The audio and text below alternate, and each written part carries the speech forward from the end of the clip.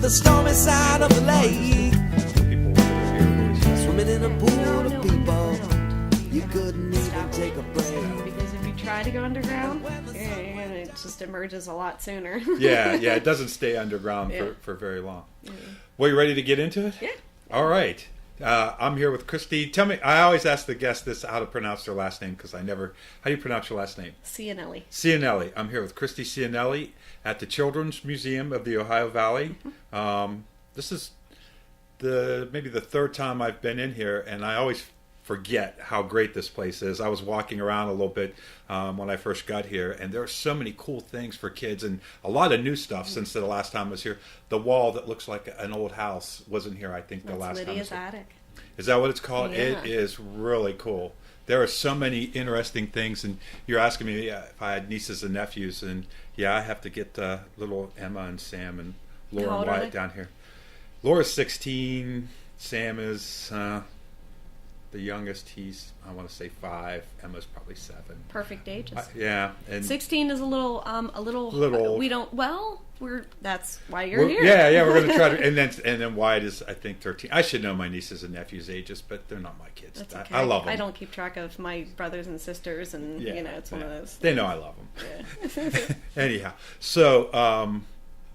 I've known you for a while now. I think we met at an open mic at the old coffee shop, the old Grindhouse in Wheeling. Yeah, I don't know if you ever caught me singing, but... I did catch you singing that night, yeah. Cool. It was fun. I made up a song out of all the teas that were displayed. Nice. Because I didn't know what to go with, but... It was fun, though. Yeah. It was speaking of intimate, that was a nice intimate group. You had the Waxed.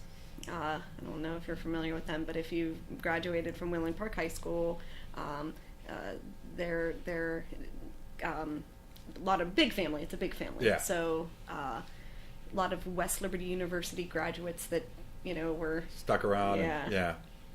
It that is one of the things that I like about the town is that there are more and more people that are sticking around, and there's a lot of tradition. Mm-hmm. Most of my family still lives around here, and so that to me, I think, just makes me feel more at home. Yeah. So what's going on at the museum these days? Well, there's a lot, actually. We have our Remake Learning. It's the I'm not sure how long Remake Learning's been going on, but it has made it to... This. Oh, we have a brochure, yes. Yeah. From May 15th to the 26th. It was started in Pittsburgh and West Virginia. The Sprouts Foundation, or the Sprouts Fund, is philanthropist of sorts, where they contribute towards any organization that is trying to promote fun educational things for children, youth, and families. Which is exactly what you guys do here. Yes. Yeah.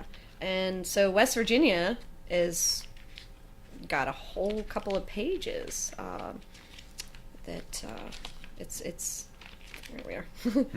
All the way down to from John Marshall down to Elkview Middle School, and of course Moundsville's involved with Washington Lands Elementary.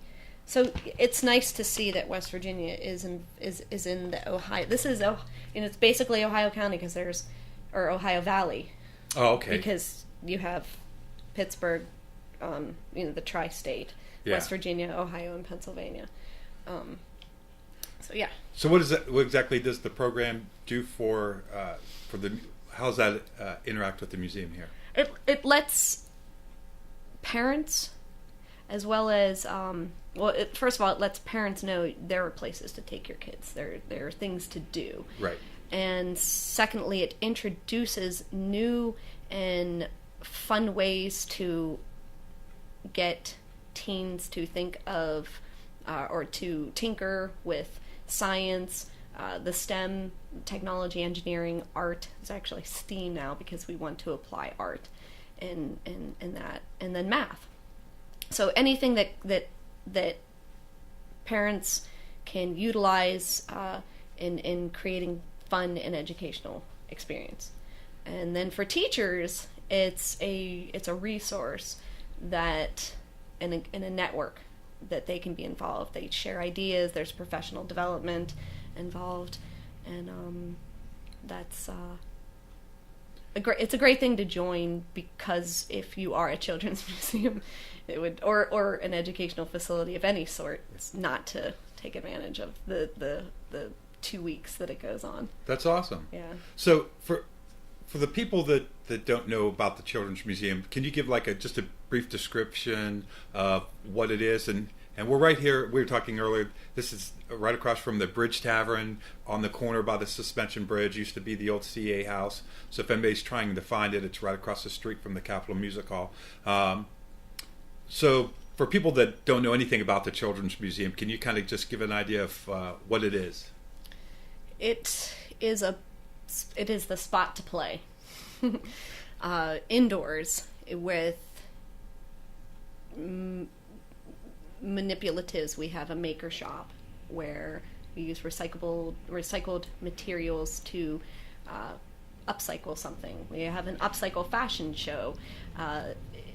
This will be our second one, August 5th, and we cater typically to ages 2 to 10. We are looking into expanding the age group. And when the Children's Museum was first started, it was in the Artworks. Right. Or not Artworks, I'm sorry, the Artisan? Yes. Okay. Yes, the third floor. Oh, of the okay. Artisan I didn't know building. it was there before. Yes. Okay. And it was free to the public. It was during the Mr. Rogers. Mr. Rogers, yes, play movement on Okay. playing. When you see children playing, they are building skills for becoming adults, and that's the truth. When you see little puppies, playing with each other, That's how they figure out the their world. yeah. They're figuring out how to survive and what their skills are and what they're if they're good at, and it also helps them figure out, are they leaders, and if they are, how can we encourage that and keep that going, and that's not to say that being a follower is like a downfall, because followers are also leaders. There's always someone encouraging or inspiring, and everybody does their part. We actually talked about leadership on the last podcast, and some people they function better as leaders, and some people lead at certain times, and some people and everybody's they'll take our turns. And some people that you need people that will follow a leader and follow through on and be a good follower. And I always look at this place as a great place for interactive learning. Yes. And for young people, when they really don't know what they're interested in, they can come down here and just get excited about a bunch of different things, and maybe walk out of here and realize that now they're interested in dinosaurs, or now they're interested in sculpture, or they really like painting, or there's so many different things for them to kind of get into that they can. You don't always, even as an adult, we don't always know what we're interested in until we're exposed to things. And one afternoon they can come down here and try a bunch of different things, and maybe walk out of here with a new hobby or a new interest in something. Yeah, and that's why our goal is to expand programming programs for all ages, really, because parents too, they forgot how to play. Yeah.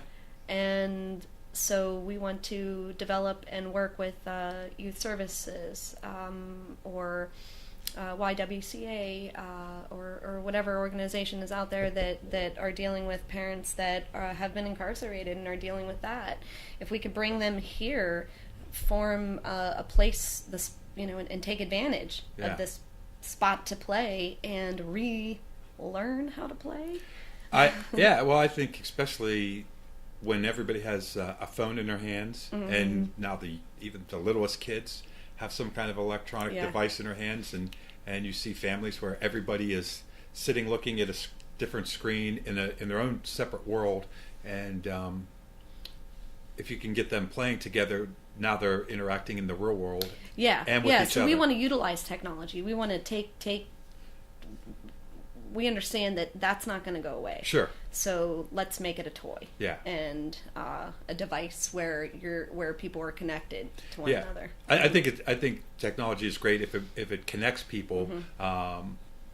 In families, when I see that it separates people, it's when it kind of, I think it's kind of sad when they're all sitting in the same room but they're separated. But if you can use technology, because technology itself isn't bad, if you can use that as a way to bring them closer together. And it happens. With all my kids and my husband, we'll slip into doing that, and I'll hurry up but being mindful of that. Yeah. And I'll text them and be like, hey, wait a second, what are you doing? Yeah. Let's go outside. And then we all corral, end up going outside if it's nice, or playing a board game. So we are a spot to play. We are unique in that aspect, because being in Wheeling, there are not many places for children and families to play. And we've got Pittsburgh. It's about an hour to Pittsburgh. Sure. It's about an hour to Mounds or Morgantown, and not really familiar with Ohio very much. Yeah, it's about 2.5 hours to Columbus. And definitely this type of play there's just so much eye candy here and so many neat things to get into. I love the color of that we incorporate, and it's not really so much. It's not hard to incorporate all these colors because we accept donated paint. So we can't afford to really. So it's like, that color looks great. Now, we had spoken before that you were trying to encourage older children to come. Yeah. I know we had talked about some video projects and some ways to get people in the above 10-year-old age group to, I guess, through high school. Yeah. What would that be? Probably the like 10 to 18-year-old range, or is the 10 to 15, when we start getting to 16, 17, 18, we're looking at mentorship. Yeah. And that would be great. That'd be great too. Yeah, absolutely. Yeah. Remember how I mentioned when the Children's Museum of Ohio Valley first was initiated by a group of moms that said, hey, we need a spot to play. And then it just grew from there. That was based on the Mr. Rogers movement of play, but and I think that with Pittsburgh and their remake learning, they've also have been on that kick for play. The thing that is missed, that's been that's awakened a lot of educators into getting children outside and giving them manipulatives and having fun with learning, but we missed that age from 10 to 15. Yeah, it's like that age was still serious and focused. And so that age likes to play. Yeah. That's important for them to play.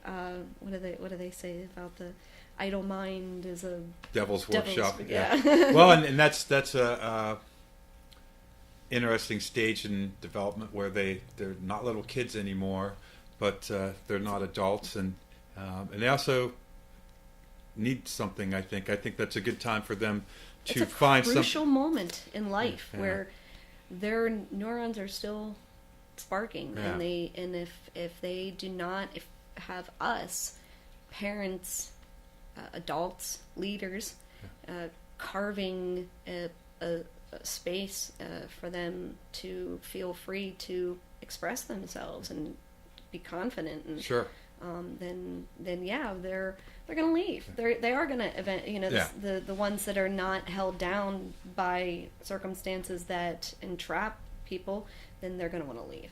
And we don't want that, because we've had comebacks. Yeah. So we don't if they want to explore, obviously. Well, and I think they're just at 10 years old and up, they're starting to get that age where they're starting to have their individual interests, where when you're younger, you kind of think like the rest of your classmates, but when you start to get a little bit older, that's when you decide what kind of music you like, and what kind of music, whether you're into art or cars or sports or whatever it is your interest is. If you like science, dinosaurs, that it seems to me, just remembering back from when I was a kid, that stuff, when you start to get about 10, 11 years old, is when you start to get specific taste and a personality and individual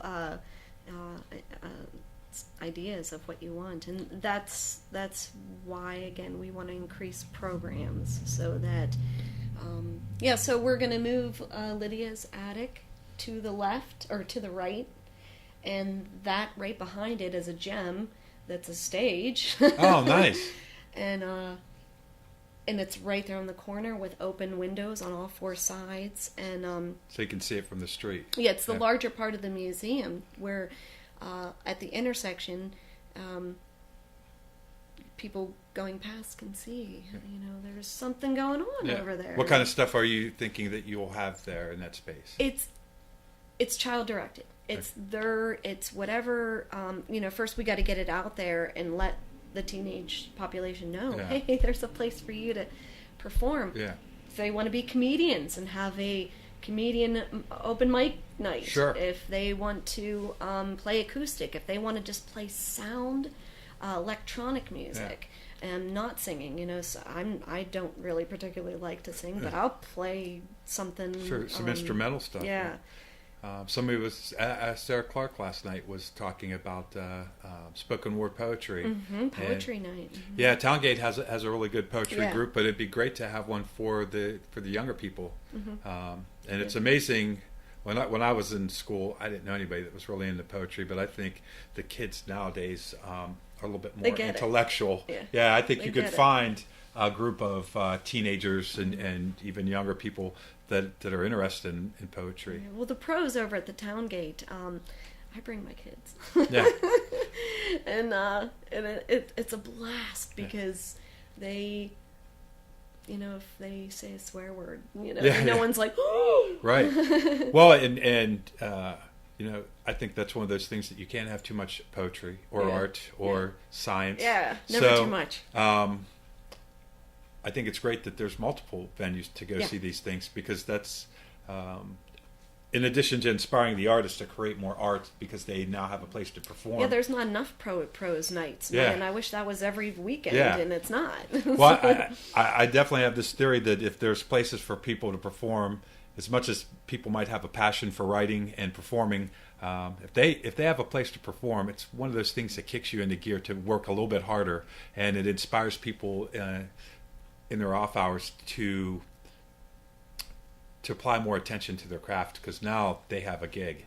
And work at any band I've ever been in, and musicians that I know and people that perform, you always work a lot harder when you have something scheduled and you have something coming up and you have a goal to work for. I know for myself, we get a little lazy when we don't have anything coming up in the future, and I don't know, the fact that there's something at stake. And that's been increasing a lot. I find myself on Facebook interested in that, and I can only choose one thing. There are you're right. I've noticed, especially this time of year, there are a lot of really cool events going on, and in fact, one of the ideas I've been playing around with is starting like a podcast page that's just for events, because I try to, on that page, post as many events that are going on that I see come up. But the weird thing about that feed is it doesn't get, because they want you to pay money. So if I do a group, I think it would get the word out, and that's really what it's all about, is letting people know what's going on in town on a particular night. And I think it's great that once you like something, or you say that you're interested, it gives you a reminder. Then sometimes it doesn't. I'm like, man. Well, or I like it, and then I didn't mark that I was interested, and then I find out later that I didn't. Oh, I see. You have to like it and be interested in it. Yeah, I guess you don't. Even if you don't like it, you have to show that you're interested. And then it shows up. It gives you a reminder, and if you say going, it gives you a different. It's not the most complicated thing in the world, but it is kind of tricky to navigate the different ins and outs of it, and And it's tough. I mean, like you said, there's a lot of different things going on, and summer is just about ready to hit. So there's going to be even more things going. Yeah. But I'm noticing that the different groups are starting to collaborate. Yes. And I know that we've talked before about independent films collaborating with the Children's Museum. And I think you're basically waiting for our Girls Who Code to get, and we've got the funding.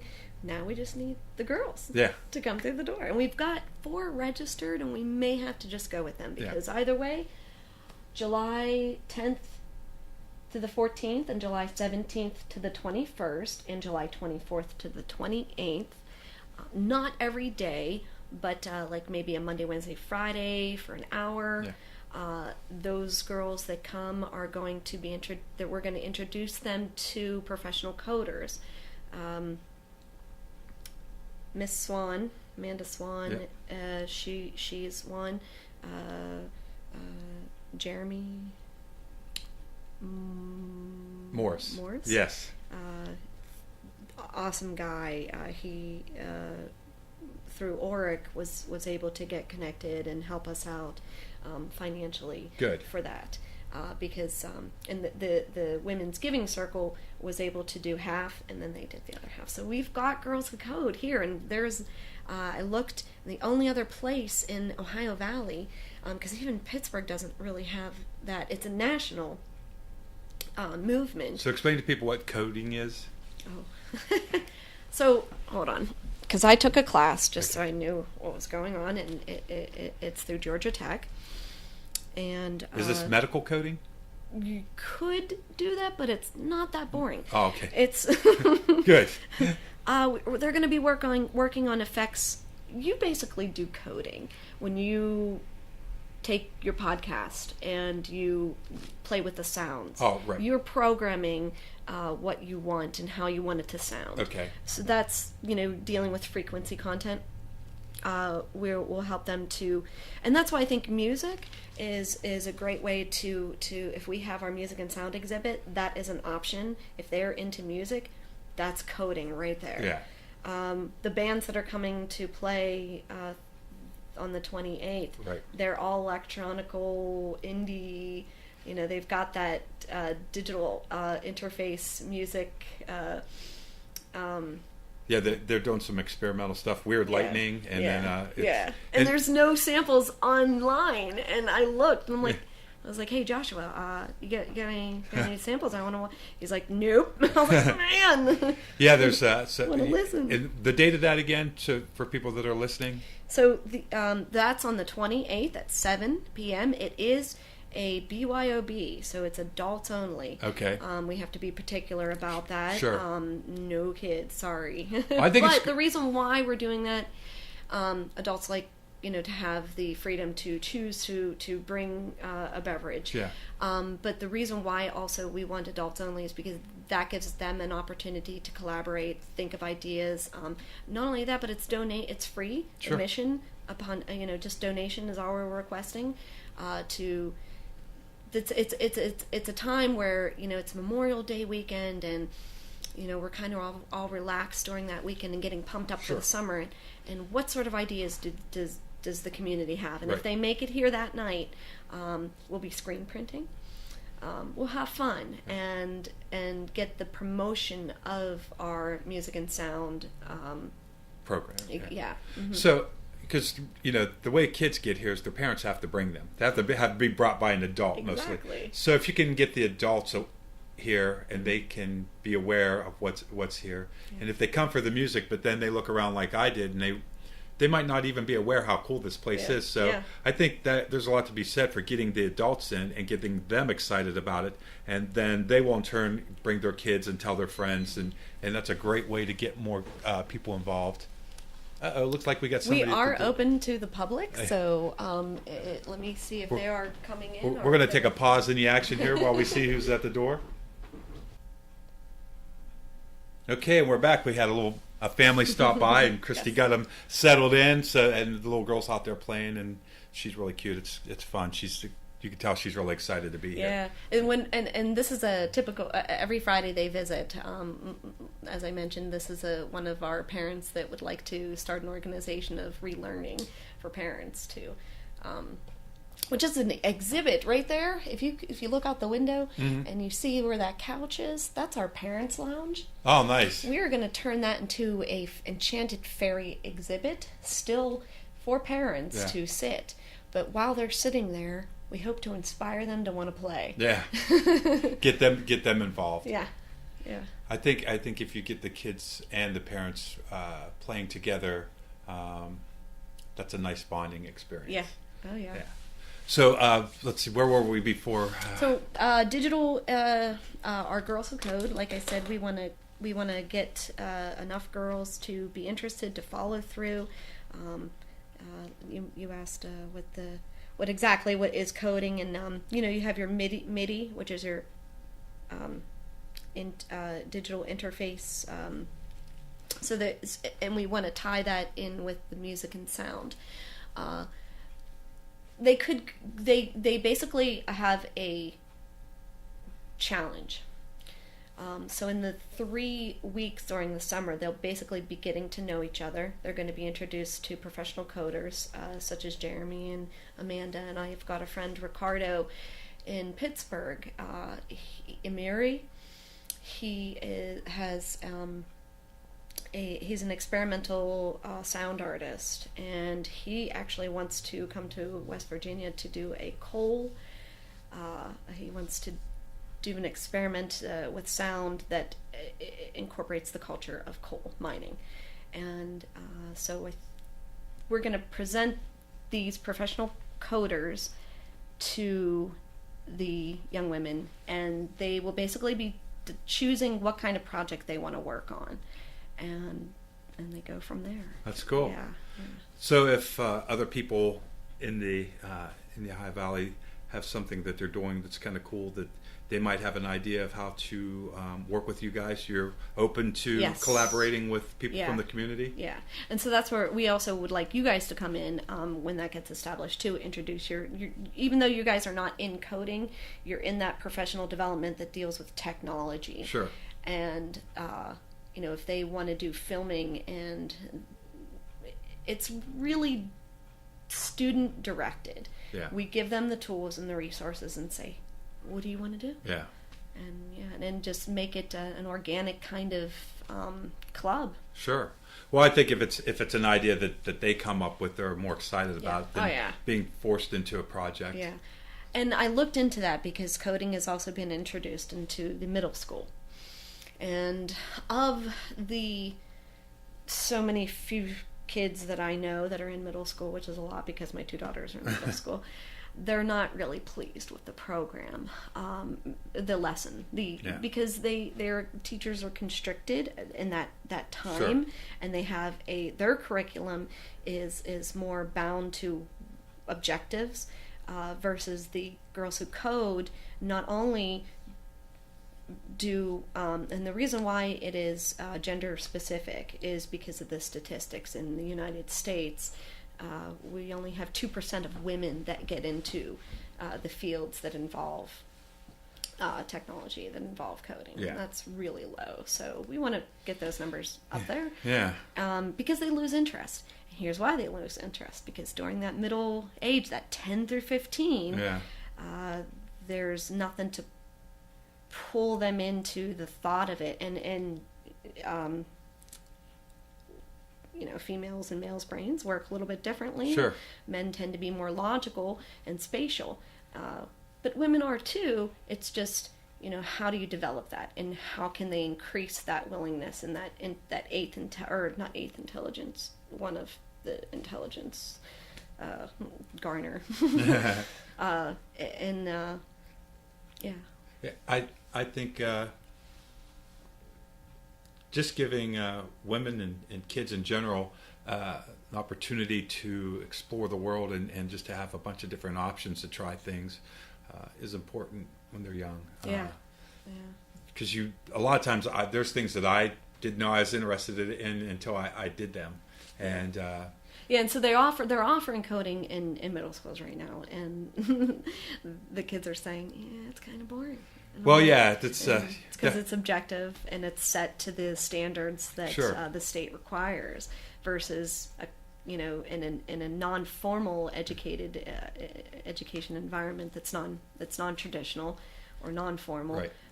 They get to direct it. They get to lead it. Well, I think that's in general one of the complaints that a lot of people have with the education system and No Child Left Behind is that they're teaching to a test standard and I mean, what's every kid say when they're in school? Why do I have to learn math? I hate math. I never want to do this. I'm not going to do this when I'm an adult. And a lot of times I think you'll talk to people that said that they hate school. I didn't hate school, but as far as wasn't very fond of the learning it, part, I didn't have any excitement about learning when I was in school, and it wasn't until I got to college and I started taking classes that I was interested in. Oh yeah, college was the best. Yeah. And maybe that's how our school should be. Like, not to the degree where you want to just drop out and forget education altogether, but you want that regimen. You want that stick-to-itiveness that you wake up in the morning and go to school and they find out when they go to college. It's like a stepping stone. It's life is. Well, I think that there's a fine balance. I think there's something to be said for the childhood and middle school and high school experience where you learn to get up on time and study for tests and be responsible for your schoolwork. Yeah. But at the point where it kills your interest in the subject, that's when it goes off the rails. So I think when I was in college and the fact that I got to choose the classes, but I still had a little bit of the discipline.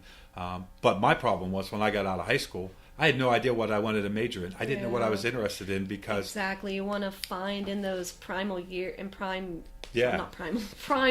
age, what are their interests, what are their skills, and I took of course you have English classes all through school, and I hated writing, and now I write scripts. I love writing, and I always thought of writing as something that I hate doing. Well, I think maybe that it was just that it wasn't presented to me in a way that was fun. In grades, they can inhibit sure a person's willingness to want to stick to that.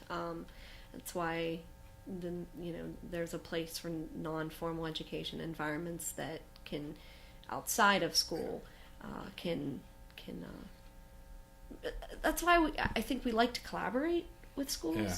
Because if we could go into the schools, we could help the teachers, help alleviate some of those objectives and standards that they have to meet.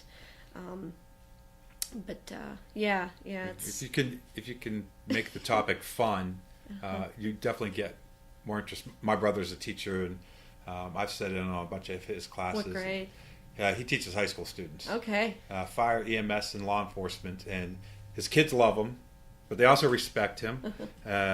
Whatever he's talking about, he makes it fun and interesting. Good. And when he stops lecturing, you're almost sad that it's over. Nice. And I've been through 3-hour classes where when it's over, I'm like, wow, I you learned something. Because I did stop paying attention, and it gets you excited about the subject. So teachers are definitely a big part of the puzzle. Anything that will help a teacher be able to make the subject more palatable and interesting is important, and it's that additive. Yeah. We like to be that additive for parents and educators, so that they we always hear in the heart of downtown Wheeling here. Yeah. Station 4 is right up there. Yeah. Eric's actually my husband. Yeah, your husband's a firefighter and a paramedic. Yeah. He's stationed right there, on right up the block. Right by Uncle Pete's, right? Yeah. What other kind of programs do you guys have going on, or what would you like to see develop as far as ways to get people in, or do you have any ideas about what you'd like to do in the future that maybe you need help with? Collaborating is something, the Bridge and Tunnel Collective, they adhered to my calling. I said, hey guys, I've got this idea and we really need some help, and they must have had a powwow, and all of a sudden we've got a gig. Yeah. And I believe it should be a good turnout. Even if just 12 people show up, they're going to be 12 people that want to get the museum moving forward in the direction of opening for all ages. Good. Now you do an adult craft night. Are those still going on? I know they were. Well, we teeter yes and no, and sometimes it's hit or miss. The one I've only been working here since August, and the first one we did in October that Valerie and I we're she's not here right now. She took her son to the Roots and Shoots up at the Schrader Environmental Education Center. So, but when her and I are here, I don't know what it is. It's like ideas just like bounce off, and I'm taking notes, and we're like, yeah, we're gonna do it. And there's always like full steam ahead when her and I get together, and we came up with the creepy tree candle holder for October. It was a good turnout. We had like 10 adults. And then we thought, all right, that was awesome. Let's do another one. So I thought of Manly Make Night, right? For women to come to and make their man a 6-pack wooden holder. Oh, yeah. My husband and Valerie's dad came to that one.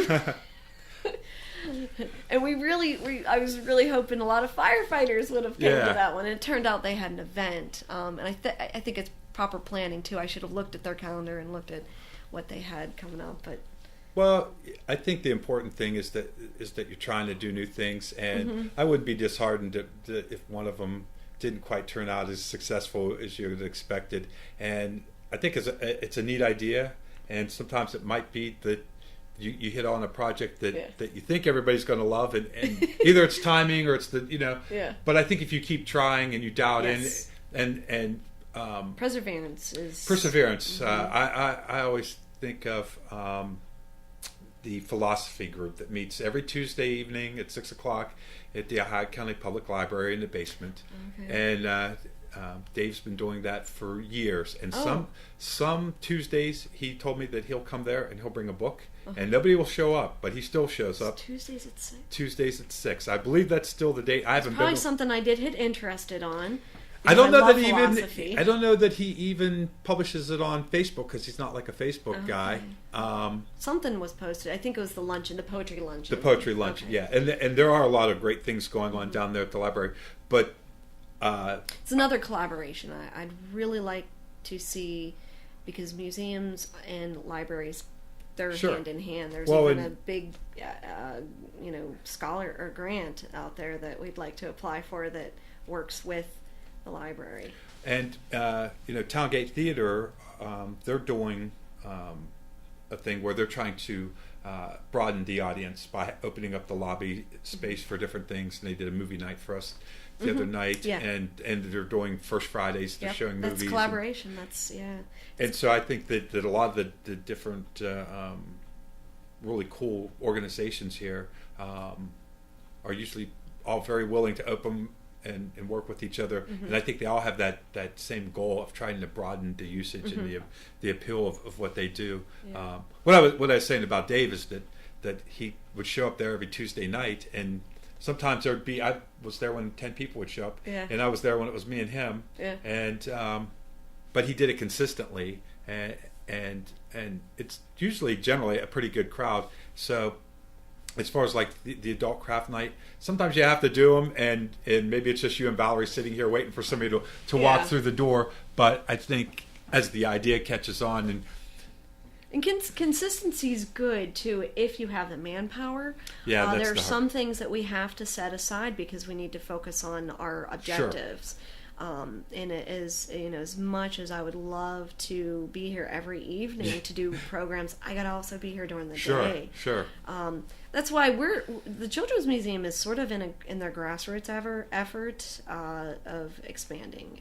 As much as the board would love to be in the new location, and we want to get there. It's not going to happen unless we increase programs, if we increase staff, and right now our budget's so low that we rely heavily on volunteerism, internship. Sure. And so professional development is something that Valerie and I stay on top of. We go to, there's a thing in Pittsburgh about coding at the theater in Pittsburgh. They're having a coding documentary.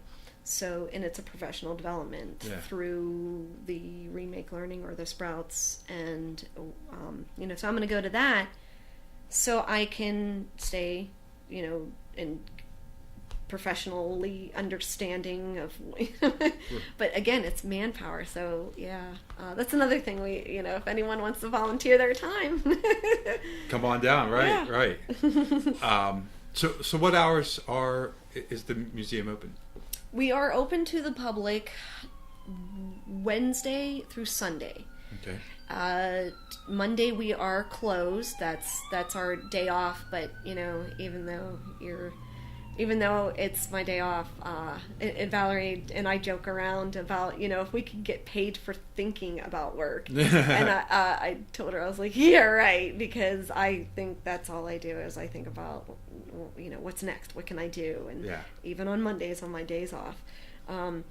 But Tuesdays, those are our administrative days. That's when we go out into the public and hand out flyers, or we do social media, or we're working on budget or a grant.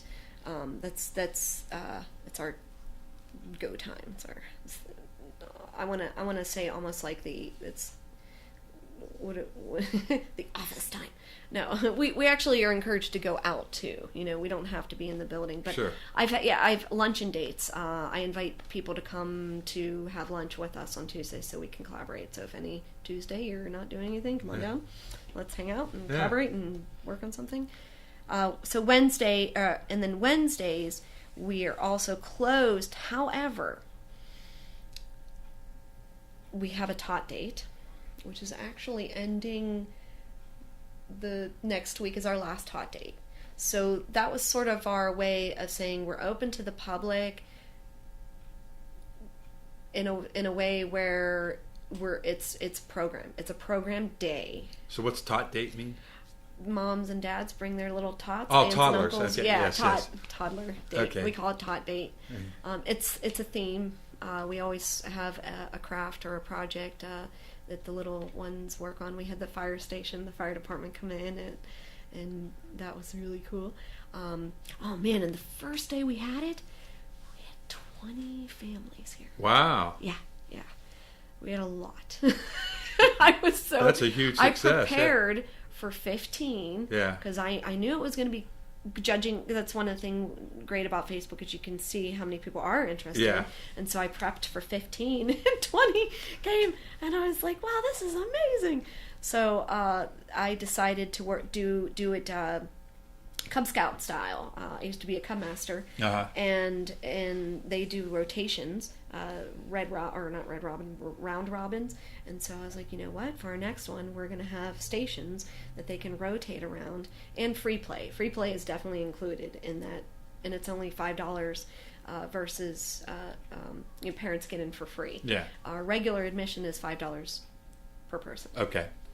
But on those special top dates But yeah, and then eventually, like everything, it teeters off, and we end up just having like our frequent customers, which is kind of cool.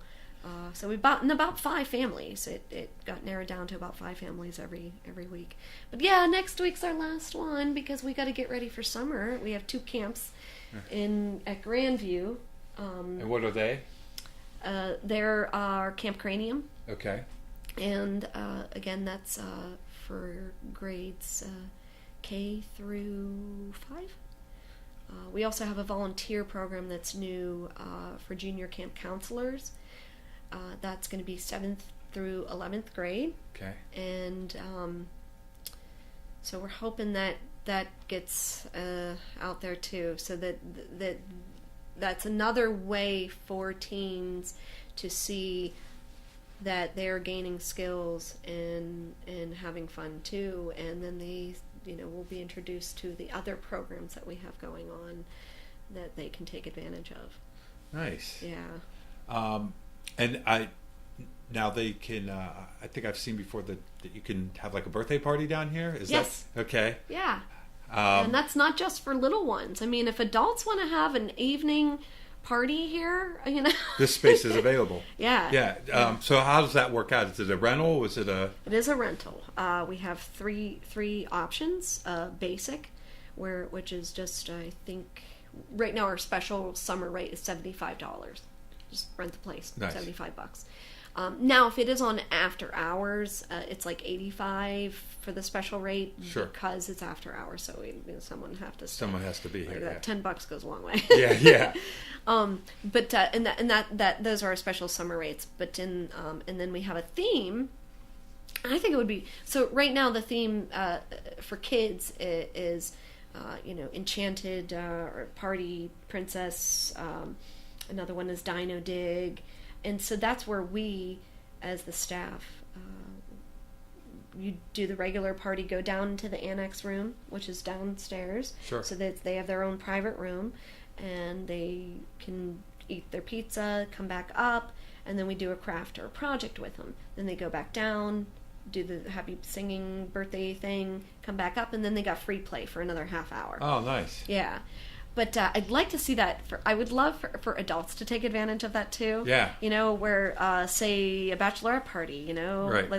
And then they can either choose a basic or they can choose a theme, and we'll do something crazy and zany with them. Sure. So we're not just we want adults to understand we're not just a spot to play for children. Yeah. Even though we've made it loud and clear, and I think our generation has put a footprint on making sure that our children, our young, early education is taken care of. That those kids are embraced in playing. But now I think it's like, okay, we've got that locked down. We need to move into like teens and young adults. Sure. They're still playing too. Yeah. And to maximize the space and to Exactly. use it for anybody that create a revenue that we so desperately need, so that we can increase our programming and Sure. offer.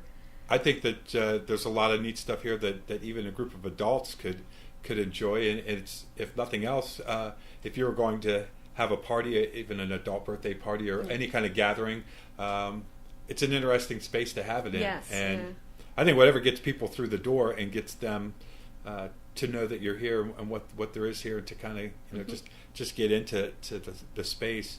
I think that's good as far as being able to get the kids in. The whatever brings them through the door, I guess is what I'm trying to say, is good for the museum. Yeah, exactly. So how's the best way for anyone to get in touch with you if they wanted to get involved? Is there an email address, Facebook? Yep. We have a web page, CMOVkids.org. And you get to check out. We're pretty. Valerie is on top of that. She checks it every day, looks at it, and says, "Should I change this or should we add this?" So that's always up to date. And you can email us at cmovkids@gmail.com. And always like our Facebook page, because then you get to see all the feed that Everything comes through. that's going on. Yeah. Yeah. Well, when we put the podcast out, I'll include the contact information Cool. with the pictures and everything, and including the Facebook address and the web address. So if you see this on Facebook, just scroll down probably in the comments or somewhere and find contact information and get a hold of Christy and Valerie. Yeah. And anything else that you want people to know about or that you're excited about? Right now my mind is on remake learning, because that's again tonight at 4 from 4 to 5, and then our last one's on the 24th. We're gonna do Lego We Do. Tonight we're doing screen printing t-shirts, and of course the show on the 28th. And it's going to be Weird Lightning, Mr. Fancy Pants, and the tablets from New York. The tablets from New York, Yeah. that's right. And then you have the camps coming up at Grandview, June 12th through the 16th, and then the 19th through the 23rd, according to the board up there. Yeah. The Camp Cranium. Yeah, that's at Grandview, and then Fresh Air Farm is July 31st to August 4th, and then August 7th to August 11th. Fresh Air Farm is towards Tridelphia. So if parents, the reason why we chose August 7th to August 11th is because we noticed that there are not camps available. Yeah, parents, that late in the summer, people... And there's parents need to work, and kids still are out of school. Sure. So hopefully they'll take... And then, of course, the Girls Who Code in the middle of July. And August The June 26th to the 30th, that camp's here. Okay. That's going to be a Minecraft camp. I don't know if you're familiar. Oh with, yeah, my nephew Minecraft, loves yeah. both of them. They love Minecraft. Yeah, so that'll be held here. I'm not running that. We've got one of our game gurus Coming in and doing that. Yeah. And then I see August 5th is the Upcycled Fashion Show. Yes. Yeah. Yeah, we got a lot going on. Yeah, So there's if a you lot wanna- going on, and it all sounds like a lot Anyone of wants fun to events. volunteer their time and play with us, then just... And if I'll you have, feed you. I always feed people. Like, I always make food, make sure food's yeah, you even asked me when you knew I was coming down today about food. So I encourage anybody, this is a great place. If you've never been down here, it's so easy to find. It's right at the intersection where the suspension bridge dumps out into Wheeling by the Capitol Music Hall, on the corner right across the street from the Bridge Cafe. Come in and see Christy and Valerie. Stop in and just check out the space. If you have kids, bring them down. Get them involved in one of the programs. We have a climbing wall. They have a climbing wall, yeah. Where else can you do that in the Ohio Valley? Yeah. And if you're an adult... Without renting it for a bunch of money. Yeah. And just check out the space and think about all the great things that you could do if you have an idea. Come knock on the office door, or find Valerie and Christy and pitch them an idea and see if you can get something going. Yes, yeah. So I love this place. I regret that I don't come here more often, but I plan to in the future, because I just keep looking out the window and seeing, and just from what I can see from this office here, it's just such a neat space. And Yeah, for your writers, directors, they want to film here. yeah. Oh, this would be a great place to film some crazy stuff. I'm already We've getting got ideas. instruments, these big physics, wooden physics display that Dr. Baines, by the way, which is at Bridge Street Middle School, he's a professor at University of California right now, and Nice. he travels and does science stuff, and he's at Bridge Street Middle School with my kiddos, because that's where they go. And he donated. He was the fellow that Clay School, when it had closed, he was going to turn into a science center, but at the time philanthropy wasn't big, and donating wasn't a big thing. Like, you can go on Kickstarter now and get like $1,000. So he donated those pieces to us, as well as our charity painting chair auction. That will be at the Arts Festival. We're doing a auction. That's the day that Mindy and all those other great artists that painted chairs, Randy Bernard, that we're going to auction them off on the 17th.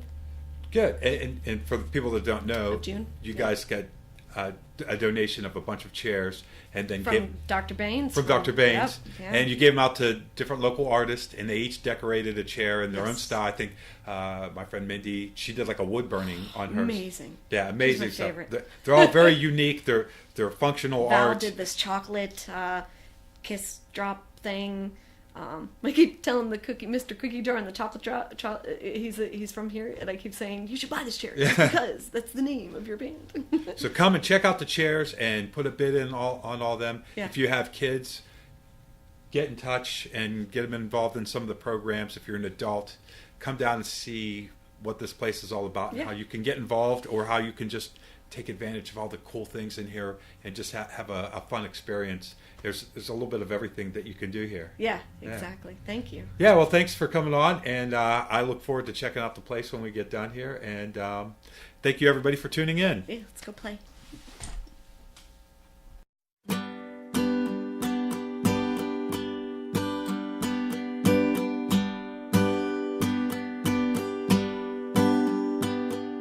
Sometimes it just takes a little bit more, and I have to give.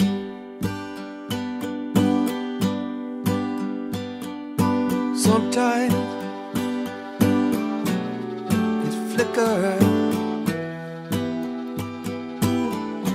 and the light grows dim. Still I'm so sad to see the sunrise every time you go. I'll just be here waiting in the ocean drowning, 'cause I like the quiet. I see that you are. I don't feel like swimming. I'm drinking the water I've got forever. What is it that you want? Water rushing down the mountain.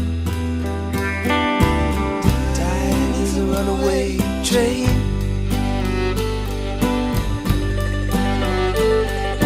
Changing, keep changing. Everything passes away, and I don't want to have to see it. Day without your smile, I'll just be here waiting in the ocean drowning, 'cause I like the quiet. You can see that you are. I don't feel like swimming. I'm drinking the water I've got forever. What is it that you want? I feel much better in the rain.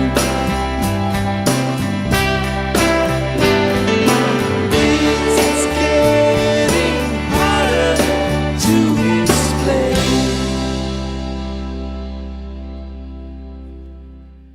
Lately, not so lonely, drives me from my bed.